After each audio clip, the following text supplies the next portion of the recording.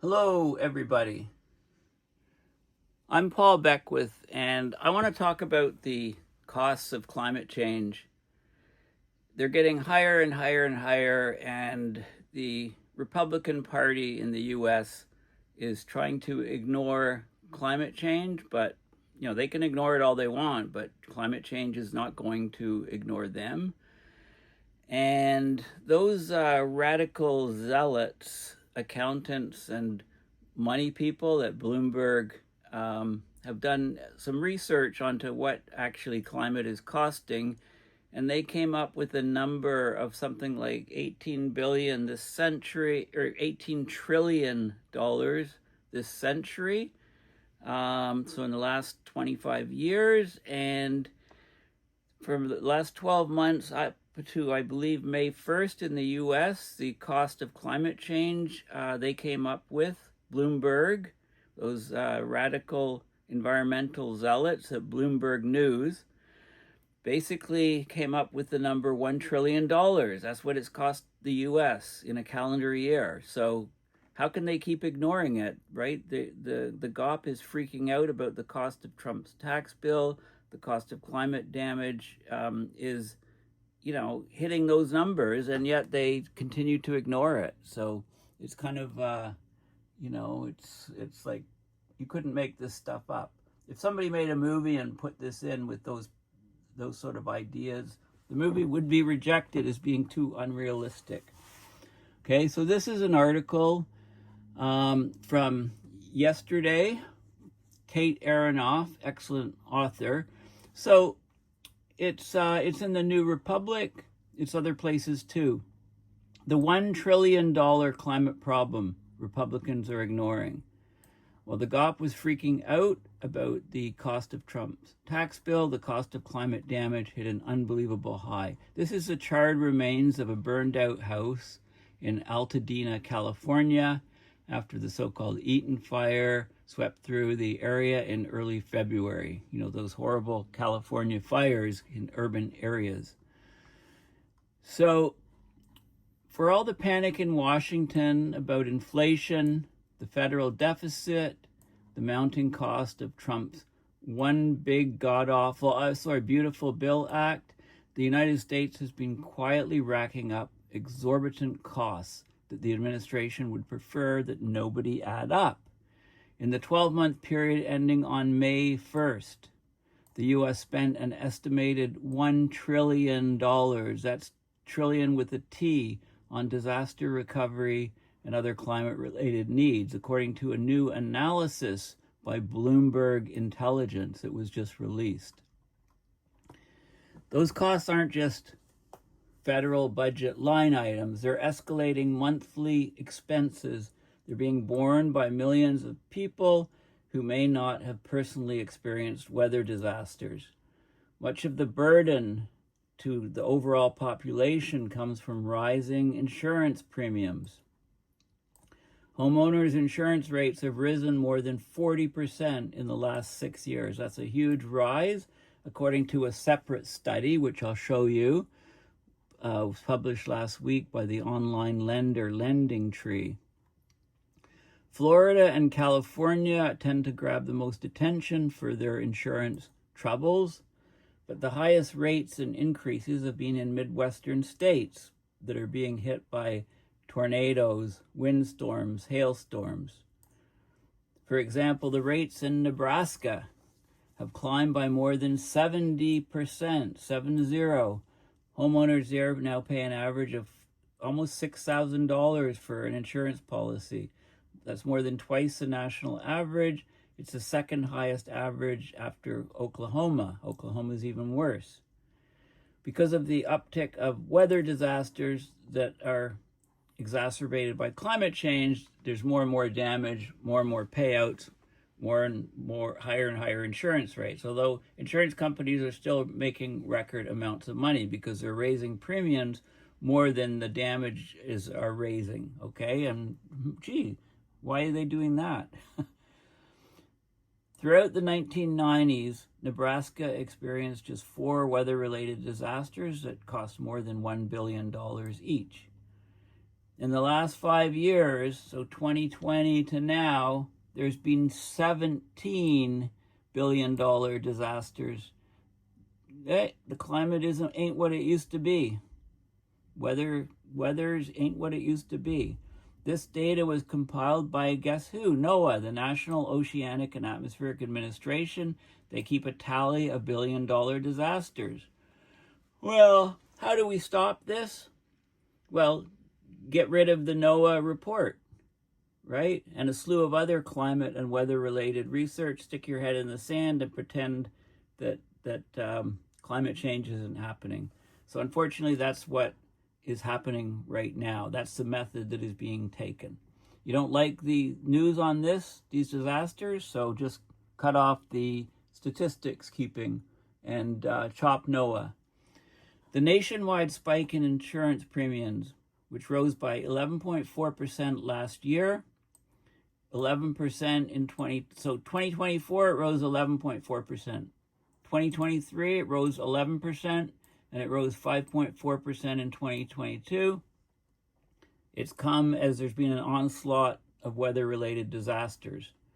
Insurers have pleaded with statewide regulators to allow them to raise rates because of larger than usual payouts, citing mounting losses from wildfires and hurricanes, and even threatening to pull out of some states entirely. As they've raised premiums, though, U.S. property casualty insurers have quietly raked in record profits. Property casualty insurers, they earned a record $169 billion in profits last year. That's a 90% increase over their profits in 2023 and a 333% increase from 2022. So if you want to know who's basically gouging the public, then you don't need to look much further than these folks. According to the credit rating agency AM Best, property casualty insurers collected more than $1 trillion in premiums for the first time ever in 2024. That reflected both rising home insurance and auto premiums, which rose by an average of 26% last year. Insurance companies aren't the only beneficiaries. Bloomberg intelligence analysts identified 100 companies, and we'll have a look at their report, including insurance companies, engineering firms, building materials sellers. They stand to benefit from disaster-related spending, call it disaster capitalism, if you like, that these businesses collectively outperformed the S&P index by 7% in each of the last 3 years. So they're raking in the money from these disasters. They're profiting from these disasters. As climate-related costs continue to rise, the Trump administration is attempting to mandate that state and local governments take on more of the burden. So the White House has the idea to shut down essentially FEMA, the Federal Emergency Management Administration, after this hurricane season is finished. FEMA's already cut programs that could offset costs, like building resilient infrastructure, communities grants. They ended trainings and federal funding streams for state and local emergency management operations. Who needs emergency management operations anyway? Rising insurance costs are already blowing holes in municipal budgets. They're forcing school districts in storm-ravaged states to make cuts to education and avoid repairs in order to be able to afford property insurance. Okay, so the price tags of climate-related disasters are continuing to rise. Fact, right? Whether it's admitted to or not by governments, it's fact. Ignoring the costs from climate-related disasters, making other people pay for them, opting not to track them, won't make the damages go away. Even the Federal Reserve Chairman, Jerome Powell, who's been adamant that the Fed shouldn't address climate change, acknowledged in March that insurance companies pulling out of coastal areas and areas where there are a lot of fires will mean that if you fast forward 10 or 15 years, there's going to be regions of the country where you can't get a mortgage because you can't get insurance. Okay, this is the world we're heading to. Global warming isn't some far-off worry or a problem relegated to low-lying island states. For millions of people in the U.S., it's already costing them thousands of dollars a year at least. Home ownership could soon be impossible for all but the extraordinarily wealthy across entire regions of the U.S. That's a looming crisis measured in dollars and cents, not in degrees Celsius above pre-industrial. Republicans whining about the federal deficit, meanwhile, are only interested in showering the people profiting off the climate crisis with more tax breaks. So this is a very hard-hitting, excellent article on the costs of climate change and how they're ever climbing. Now, I looked at a couple different things here. This is the Bloomberg Professional Services website. You can come to this site. I'll give you the link and you can download their report. They ask you a few questions and your email address and stuff, what you do sort of, and then you can get the report in a PDF emailed to you. The Climate Economy 2025 Outlook is their report. They say climate costs are a defining force in economic planning and investment strategy. So this report unpacks how 18.5 trillion in disaster-related spending. This is a spending since this century, basically, since 2000 onwards. It's influencing financial markets, corporate performance, policy choices. Okay, so how disaster spending affects capital, which sectors are adapting, what municipal and real risks are rising, where efficient firms are gaining ground, and so on. So there's a lot of stuff in this report. Okay, so this is the website where I downloaded it from. So we'll get to that report in a minute, but first of all, let's look at the insurance report. There's a link in that article. Brings you here, the State of Home Insurance 2025. If owning a home wasn't expensive enough, homeowners across the country feel the sting of rising premiums for insurance. Home insurance rates have spiked 40.4% in 6 years, cumulatively across the U.S. So basically from 2019 to 2021, they were relatively level. 2021 saw a jump of 3%. And then since then, they've been rising faster with rates of 5.4, 11, 11.4 in 2022, 2023, 2024. Very concerning trend. They rose the most in Colorado, 76.6% cumulative rise in Colorado from 2019 to 2024. Nebraska, 72.3%, Utah, 70.6%. Smallest increases were in Vermont, Alaska, and Maine. So those are areas maybe where people will be migrating within the U.S. from states, very expensive states, to much more affordable states.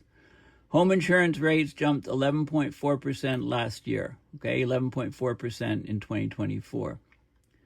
Montana and Nebraska both climbed 22.1% in that 1 year, Minnesota and Washington 19.5%.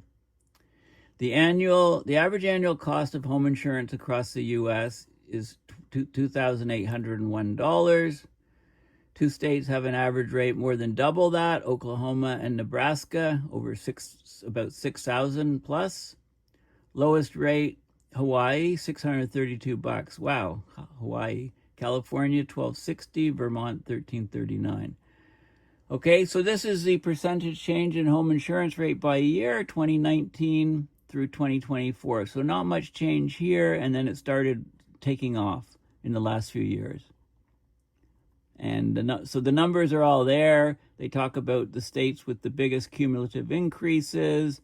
They give the full rankings of all the states and the changes. You can check your state if you live in the U.S. States with the biggest increases, full rankings, averages, and so on. Okay, so they've got all of this stuff here, and they give you how they got this, the methodology. So, of course, insurance rates depending on the dwelling. So they give the price of the dwelling and average, prices of other different types of coverage and so on, so that they compare apples to apples in all the different states.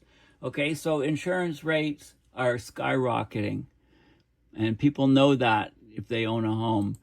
This is a NOAA site, National Centers for Environmental Information, the NOAA, National Oceanic and Atmospheric Administration. This is $1 billion weather and climate disasters. And look what it says here. In alignment with evolving priorities, statutory mandates, and staffing changes, they're no longer updating this site. Okay, they have all past reports. They're archived. You can get them at least now, but this is absurdly ridiculous. You ignore the problem, it doesn't go away. You just don't know about it. Okay, as well. But and then they give a summary for each state. So this is a Nebraska state going back to 1980. It gives the type of disaster and so on. It's really good information. If you're thinking of moving somewhere, you should probably take climate into consideration. Billion-dollar disasters, and they break it down into graphs and charts, and there's all kinds of detail, and you can get this. And then they give the event types and what actually happened with detailed information on tornadoes, hailstorms, severe storms, wind storms, etc., etc. Okay, so this is a site. They have it for all states. Check out the site while it still exists, but it's not being updated. Okay, so this is the Bloomberg Intelligence Report, the Climate Economy 2025 Outlook. I downloaded it, giving them a little bit of information.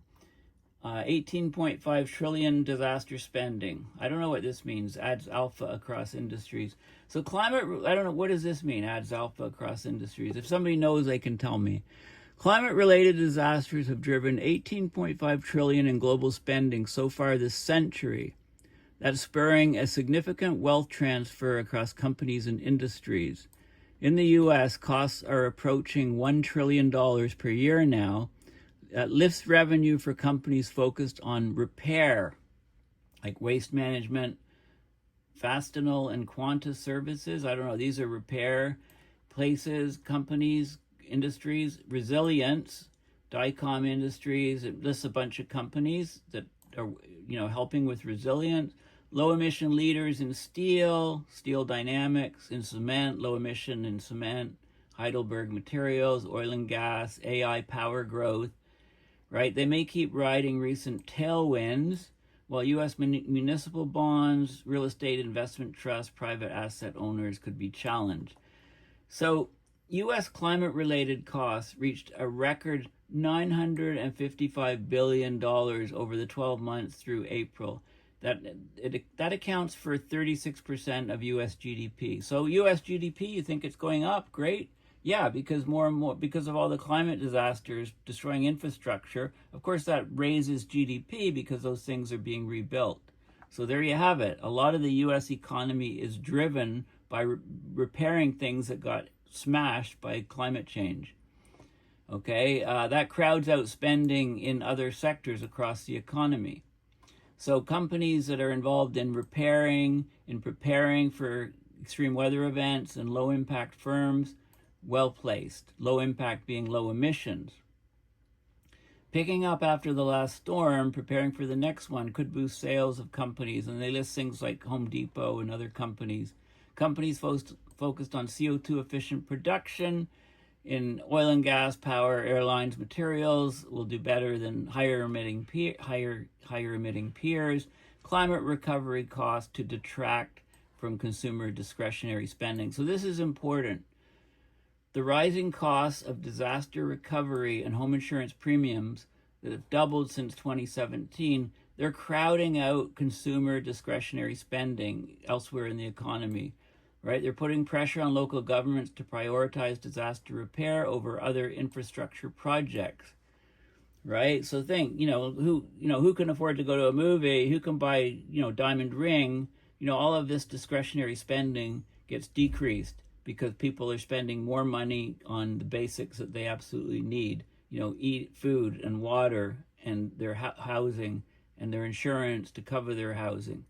Okay, so discretionary spending, there just isn't the money there for it, and that whole part suffers. Okay, so in this report, they did an extensive analysis. They have a climate damages tracker, which follows the monthly cost due to climate in 50 countries, global emissions intensity tracker, 500 firms across 6 industries, Bloomberg Bloomberg Intelligence is what, not investment, Bloomberg Intelligence carbon forecast, ESG scores industry level alpha analysis. Alpha analysis, of course. Again, I still don't know what that means, but I should find out, I guess. So there's lots of stuff in here. I'm not going to go through this report in huge detail. I mean, we'll just look at some of this stuff, right? And there's lots of people to contact if you have more information about them. So 18.5 trillion global spending on climate-related disasters since 2000. 1.1 trillion, that's U.S. federal disaster aid to state and local governments since 2005. 955 billion U.S. climate-related costs in the past 12 months. So almost $1 trillion a year now. Climate costs shift spending to repair from discretionary. Again, the emphasis is on that. So we're getting a huge redistribution in our society, in our economy, in our financial industries, because climate-related disasters they're redistributing trillions of dollars in global spending away from the broader economy to pay for costs of repairing the damage from the last fire, flood, and storm and preparing for the next one. Climate-related spending in the U.S. from insurance premiums, repairs, and federal relief efforts reached a record high of $955 billion. That's 3.2% of U.S. GDP in the last 12 months, basically. That's crowded out the discretionary spending and other infrastructure priorities. So there's tailwinds for companies focused on climate recovery.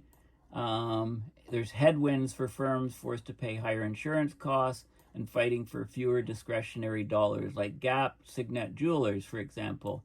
Sales way down because people just don't have the money to spend on these discretionary items when it's spending everything on vital items.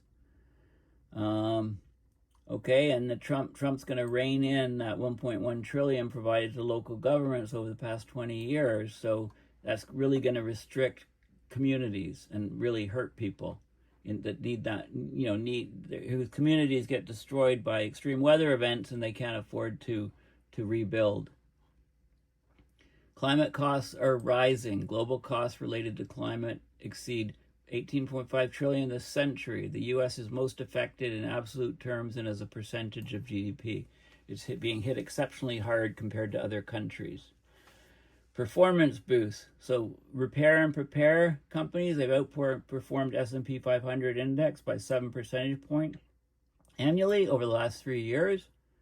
Same with low emissions producers of, in the oil and gas, cement, steel, and airline industries.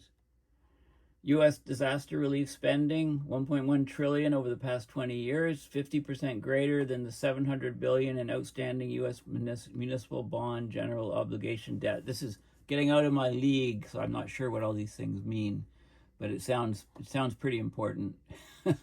Okay, so we can have a look at some other things. They actually they say things to watch for. Keep your eye on only 1/3 of the companies in the 494-member Bloomberg Intelligence Carbon Universe. That's 55% of operational greenhouse gas emissions. Only 55% of them aim to lower CO2 emissions in line with a 1.5 scenario. Well, we already passed 1.5, but anyway.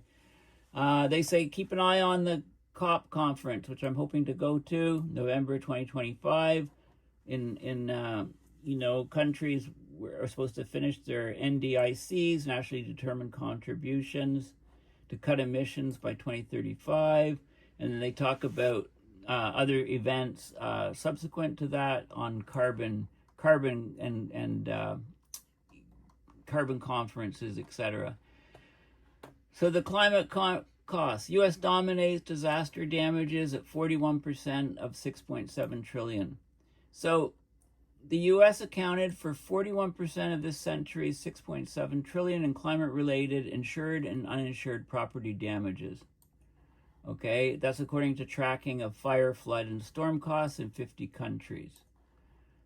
The country makes up 70% of insured losses and 30% of uninsured losses. China's government spends the most on climate-related costs, 2.1 trillion, followed by the U.S. and India. This is on a global basis. Asia follows the U.S. with 32% of total losses. Okay, so the U.S., our climate damages tracker of insured and uninsured losses finds the U.S. made up 2.9 trillion of the global total, followed by Asia, 2.13 trillion or 32%.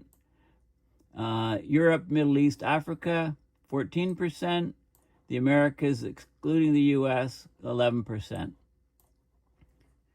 Okay, so they break it down on a global basis, and then they show the different countries, insured losses, uninsured, government spending, total. This is the U.S. The bulk, a lot of it. Asia's here, non-U.S. Americas, and European, and the European. They put in Europe, Middle East, and Africa. EMA, European, Middle East, and Africa. Okay, then there's all kinds of stuff here. The acceleration of U.S. government spending on disasters, disaster costs rise. They talk about all kinds of stuff. Economic damages make up the biggest share of U.S. climate spending. 6% of GDP growth. So there you go. Hey, great. Climate disasters are great. It means that your GDP is rising. Everybody feels happy, right? GDP is rising. Well, gee, how come it's missing me? Shelter accounts for rising share of CPI, Consumer Price Index. Shelter, yeah. So you got to live somewhere, right? Because home insurance prices are going up. Non-insurance shelters, tenant insurance for renters and stuff. Net premiums can near zero, even as premiums rise steadily. U.S. spending. FEMA provided about a third of federal disaster relief over the past 20 years. So they talk about the, what happens when FEMA goes away. States may turn to bond markets to replace the funding, right? Because Trump wants states to take more responsibility for recovery efforts. So they're a lot of states are gonna be left on their own, and they're basically going to, they're not gonna be able to spend money on anything else, right? Right. So there's all kinds of more statistics and so on, and I really wanted to Florida leads U.S. insurance, Texas property insurance, right? There's different case studies, carbon forecasts, reductions in different industries, sectors, and so on, right? So they go through, they do all kinds of stuff in here. Climate issue weights. So they're trying to look at all, they're trying to look how the whole economy is, how things are changing because of these costs. They have AI in here, AI cooling. Long-term needs to enable AI, keep cool and manage catastrophe risk, right? They talk about AI enablers, log excess returns, HVAC, heating, ventilation, air conditioning, how you heat your houses, how you cool your houses, right? The power that AI uses. There's all kinds of stuff in here. It's a really good report. Yeah, I could go on and on, but I think I'll just leave it here. I'll let you read the rest. What are the key things? Well, the key things is that climate change is expensive, right? It's causing more and more losses. It costs $1 trillion per year to the U.S., and yet they're trying to ignore climate change. What world does this make sense in? Not the present one. Anyway, thank you for listening. Please consider donating to paulbeckwith.net at PayPal to support my research and videos. And you can still purchase a climate-themed t-shirt. I happen to be wearing this one right now. It's a good way to get climate messages out. Walk around wearing it on your shirt. Anyway, thank you for listening, and bye for now.